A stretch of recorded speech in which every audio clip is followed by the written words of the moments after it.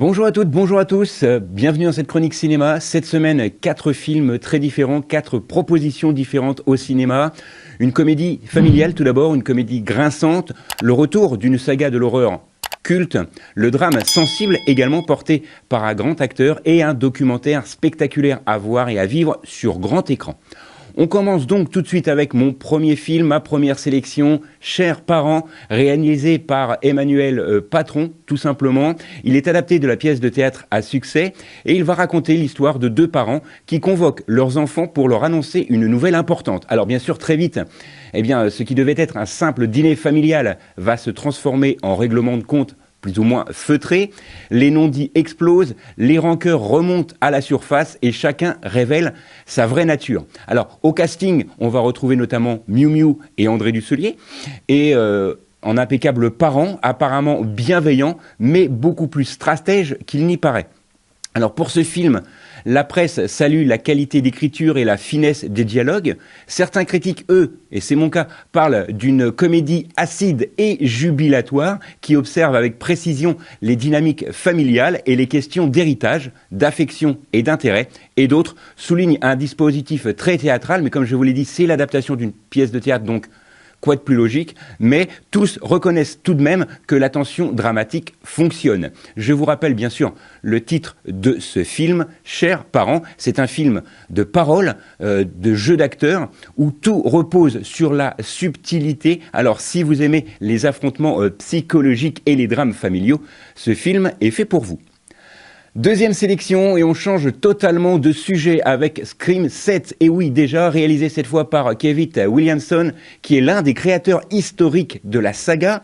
La franchise a été initiée dans les années 90, et une nouvelle fois, elle revient ici sur grand écran avec les codes du slasher. Alors, c'est le même principe, c'est un slasher, c'est un tueur masqué qui traque un groupe de personnages tout en commentant les règles du cinéma d'horreur. Mais ici, le film pousse encore plus loin la mise en abîme.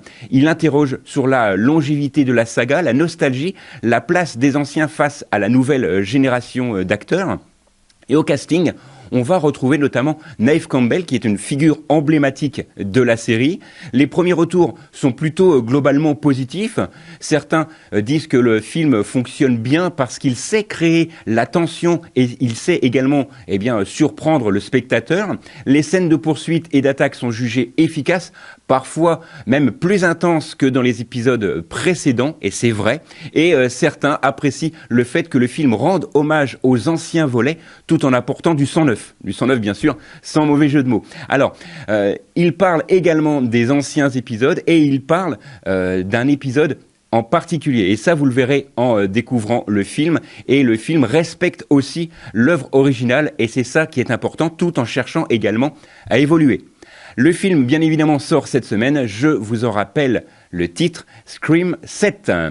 Autre sélection avec effectivement un film, encore une fois, là, totalement différent, je vous l'avais dit en préambule. Si vous aimez les films un peu plus intimistes, c'est le film dont je vais vous parler cette semaine, le 3e film, Le son des souvenirs, réalisé par Olivier Eramus. Et ici, on est dans un registre beaucoup plus intime. Le film suit un homme confronté à son passé à travers la musique et les souvenirs qu'elle ravive.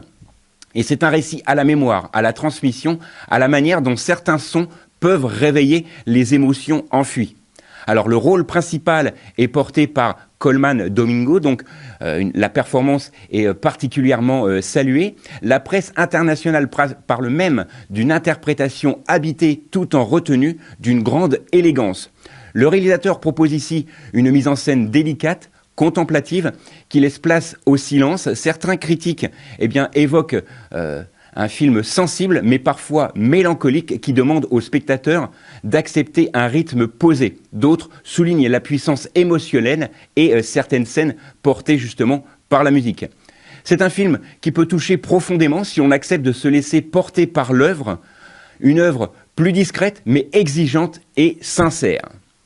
Et enfin, on va terminer avec un film à voir absolument au cinéma et à voir notamment en IMAX puisqu'il a été filmé spécialement pour le film, ou le documentaire plutôt, puisque c'est un documentaire, s'intitule Athos au cœur de la patrouille de France, réalisé par Mathieu Gionghini. Eh bien, ce film ici, on change encore d'échelle, hein. C'est un documentaire spectaculaire consacré à la patrouille de France. Cette unité d'élite de l'armée de l'air réalise des démonstrations acrobatiques impressionnantes. Le film nous plonge dans les coulisses de l'entraînement, de la rigueur militaire, de la pression et du risque permanent. Et on découvre également l'exigence extrême derrière la précision millimétrée des figures aériennes. Alors, la presse met en avant bien évidemment la qualité de l'image et c'est vraiment saisissant, surtout en IMAX, avec des prises de vue embarquées qui donnent la sensation vraiment d'être à bord. Beaucoup de critiques, eux, recommandent clairement de le voir en IMAX, et ce qui est également mon cas, tant l'ampleur visuelle est vraiment essentielle à l'expérience. Mais attention, il y a très peu de séances avec des horaires vraiment spécifiques. Alors, il est vraiment conseillé de se rapprocher de son cinéma pour vérifier les projections et surtout, si vous souhaitez le découvrir en IMAX dans les meilleures conditions techniques, c'est un documentaire donc immersif, impressionnant, qui rappelle la dimension humaine derrière la performance. En résumé, cette semaine, on a une comédie, dramatique familiale avec Chers parents.